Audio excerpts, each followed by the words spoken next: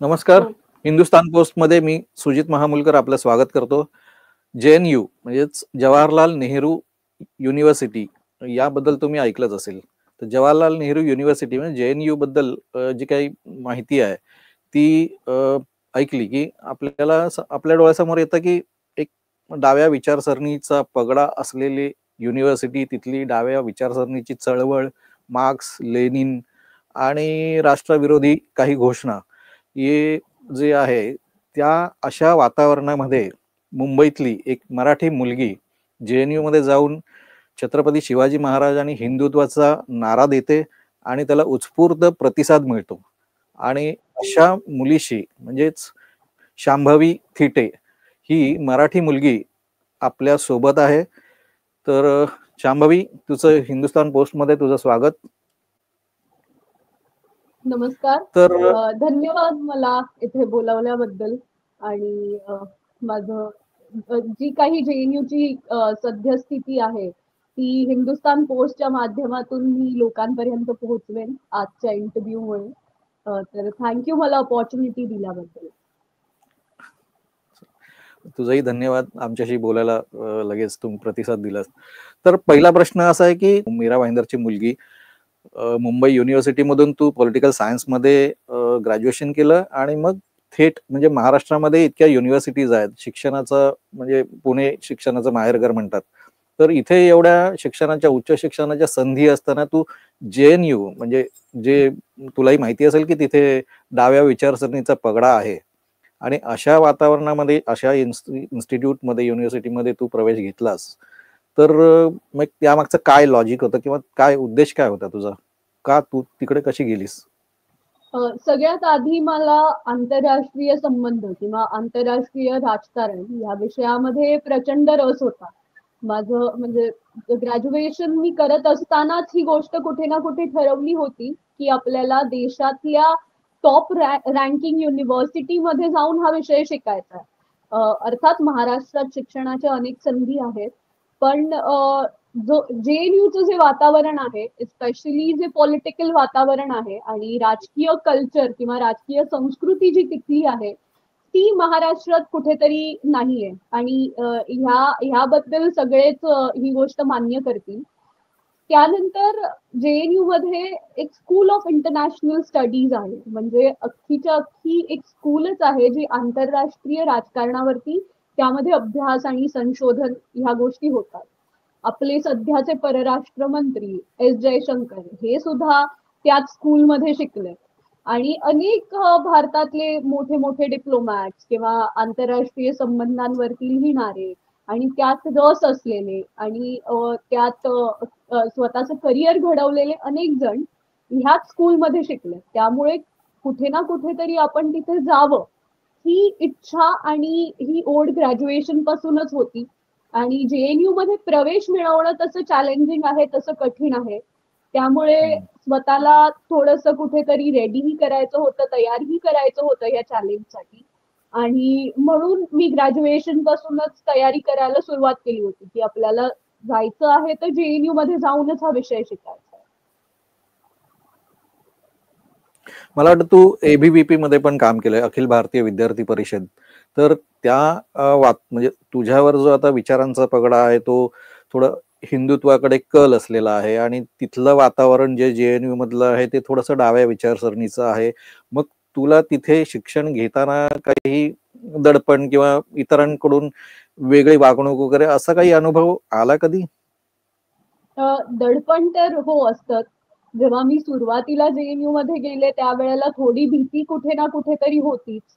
पण एका अर्थाने अखिल भारतीय विद्यार्थी परिषद किंवा माझे जे सहकारी आहेत, ABVPचे तिथे असलेले कार्यकर्ते आहेत, कुठे ना कुठेतरी ते एकत्र असल्यामुळे आणि अखिल भारतीय विद्यार्थी परिषद एक असल्यामुळे आम्हाला कसा एकमेकांचा सपोर्ट किंवा एकमेकांची मदत नेहमी होतच असते.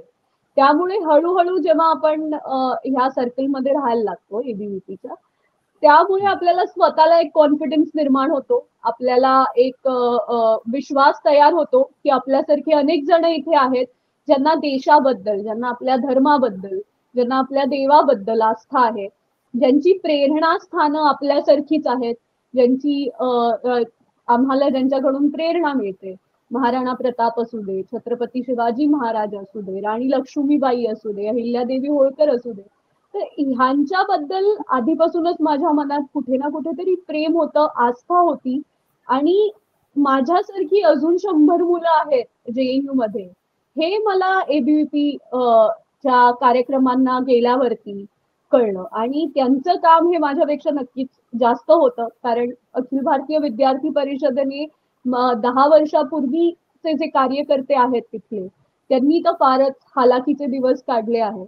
त्या मनाने आम्ही खूपच सुस्तर वातावरणात आहोत असं मी म्हणू शकते.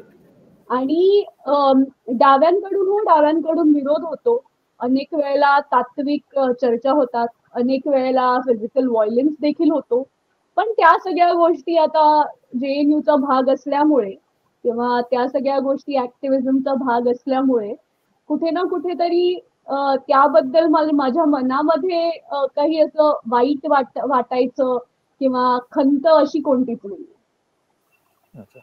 पण तुला एक माहितीच असेल की स्वातंत्र्यवीर सावरकर राष्ट्रीय स्मारकाने म्हणजे त्यांच्या पुढाकाराने 2 वेळा JNU मध्ये हे मृत्युंजयचे नाटकाचे प्रयोग झालेत.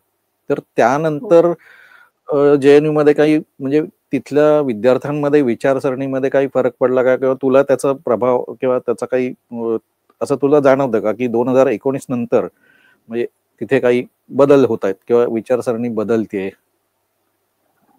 अखिल भारतीय विद्यार्थी परिषदेचा मी तुम्हाला एक नारा सांगते, जो आम्ही खूप अभिमानाने ही घोषणा देतो JNUच्या कॅम्पसमध्ये. आणि ती घोषणा अशी आहे, गुरु हमारे गोलवलकर, आदर्श हमारे सावरकर. तर यावरून तुम्हाला लक्षात येईल की जशा तुम्हाला छत्रपती शिवाजी महाराजांच्या घोषणा ऐकू येतात, तशा सावरकरांच्या घोषणाही अखिल भारतीय विद्यार्थी परिषद JNU मध्ये देत असते. आणि JNU मध्ये तुम्हाला आश्चर्य वाटेल, पण सावरकरांच्या नावाने एक रस्ता देखील आहे. एका रस्त्याला वि.दा. सावरकर यांचं नाव दिलं गेलेलं आहे. त्यामुळे अर्थात सावरकरांबद्दल जे प्रेम आहे ते आम्हाला आमच्याकडून किंवा जे राष्ट्रवादी स्टुडंट आहेत, जे नॅशनलिस्ट विचारसरणीचे स्टुडंट आहेत, त्यांच्या मनात भरपूर आहे.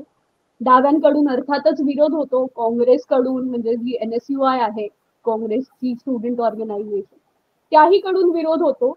पण आम्ही नॅशनलिस्ट स्टुडंट जे आहोत त्यांच्या मनामध्ये 2019 नंतरच नाही, त्याच्या आधीपासूनच सावरकरांबद्दल प्रचंड प्रेम आहे. त्यामुळे मी सांगितलेल्या नाऱ्यावरून तुम्हाला लक्षात आलंच असेल. म्हणजे मार्क्स लेनिन सोबत आता तिथे सावरकरांच्या विचारांची ज्योतही पेटते असं म्हणायला हरकत नाही. अर्थात. आणि सावरकरांचे विचार लोकांपर्यंत पोहोचणं हे खूप गरजेचं आहे. सावरकर फक्त महाराष्ट्राचे नाही आहेत, म्हणजे ते अख्ख्या देशाचे आहेत. आणि माझे जे सहकारी आहेत किंवा राष्ट्रवादी विचारसरणीची जी लोक आहेत, त्यांच्याही मनात अतिशय प्रेम आहे सावरकरांबद्दल. त्यामुळे असं अजिबात नाहीये की मी तिथे गेले किंवा एखादा कोणतरी मराठी स्टुडंट तिथे गेला आणि त्यानंतर सावरकर कळले, असं काही नाहीये. सावरकर हे आधीपासून माहीत होते. आणि अर्थात 2019 नंतर तर बराच बदल झालाय. आम्ही ओपनली घोषणा देतो सावरकरांच्या नावाने. आम्ही सावरकरांची जयंतीही साजरी करतो तितक्याच उत्साहाने. आणि ह्या सगळ्या गोष्टी कुठे ना कुठेतरी डाव्यांच्या डोळ्यात खुपत असतात, पण त्याची आम्हाला काही पर्वा नाही. सावरकरांच्या नावानी एक रस्ता आहे, ज्याला सावरकरांचं नाव दिलं गेलेलं आहे.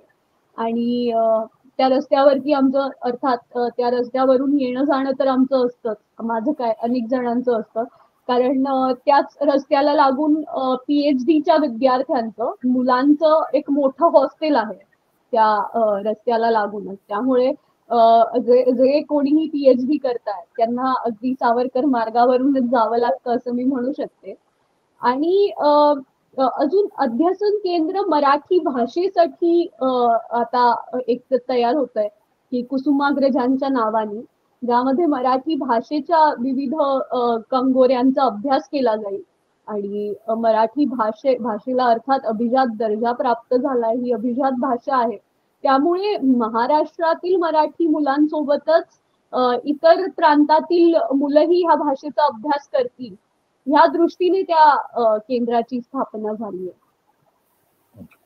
बरं, तू एक तिथे म्हणजे JNU मध्ये जाऊन तू एक ऐतिहासिक भाषण, म्हणजे ऐतिहासिकच म्हणायला लागेल आता, कारण त्या तिथे ज्या ठिकाणी मार्क्स, लेनिन म्हणजे डाव्यांचे विचार असे अगदी रूढ झालेले आहेत, तर अशा ठिकाणी तू जाऊन हिंदुत्वाचे विचार मांडलेस. ते जे भाषण आहे ते खूपच व्हायरल झालं. त्यानंतर तुझ्या आयुष्यात काय फरक पडला का? किंवा तुला इतर ठिकाणी कुठे कार्यक्रमाला वगैरे बोलवलं जातं, किंवा तुझ्या आयुष्यात काय फरक पडला? लोक चांगला वाईट? ओळखायला लागली. नाही, चांगला फरकच पडलाय. वाईट अजून काही मला अनुभव आला नाही. लोक ओळखायला लागली. काम तर आधीपासून सुरूच होतं. ह्या आधीही मी भाषणं दिली आहेत आणि हे एक भाषण व्हायरल झालं. त्यामुळे लोक ओळखायला लागली. हो, कार्यक्रमांना बोलवायला लागलं. पण आधी जे माझे कार्यक्रम होते ते फार अकॅडमिक असायचे. किंवा मी आंतरराष्ट्रीय संबंध, आंतरराष्ट्रीय राजकारण किंवा जो माझा विषय आहे त्या दृष्टीने मी खूप बोलायचे, त्या दृष्टीने सगळं मी काम करायचे. पण आता कुठे ना कुठेतरी लोकांना माझ्याकडून भारत, भारतीय संस्कृती किंवा जे नॅशनलिस्ट विचार आहेत त्याबद्दल ऐकायचंय.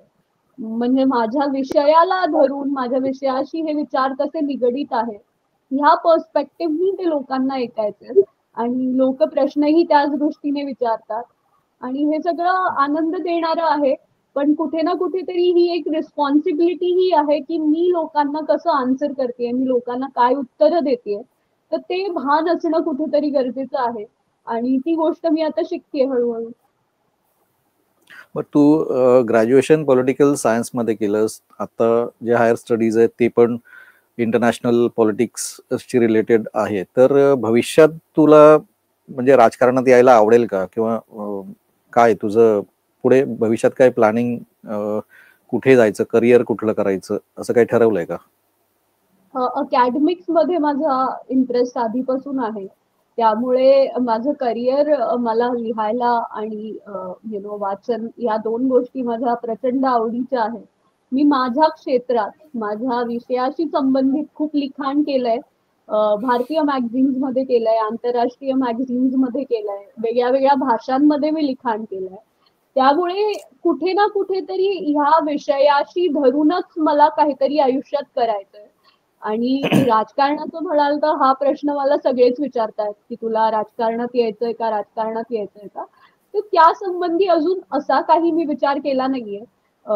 म्हणजे करंटली असं बघायला गेलं तर जे गो विथ फ्लो आपण म्हणतो त्या दृष्टीने माझी वाटचाल चालू आहे आणि आयुष्य पुढे जी संधी देईल देशकार्यासाठी किंवा समाजासाठी ती संधी घेऊन पुढे जाणं हे मी माझं कर्तृत्व किंवा हे मी माझं काम समजते. तर शांभवीला राजकारणात येण्याचा अजूनही शांभवीने विचार केलेला नाहीये, पण तिला कदाचित आज ना उद्या यात उतरावं लागेल असं दिसतंय. शांभवी, तुझ्या भावी आयुष्यासाठी शुभेच्छा आणि धन्यवाद हिंदुस्तान पोस्टशी बोलल्याबद्दल.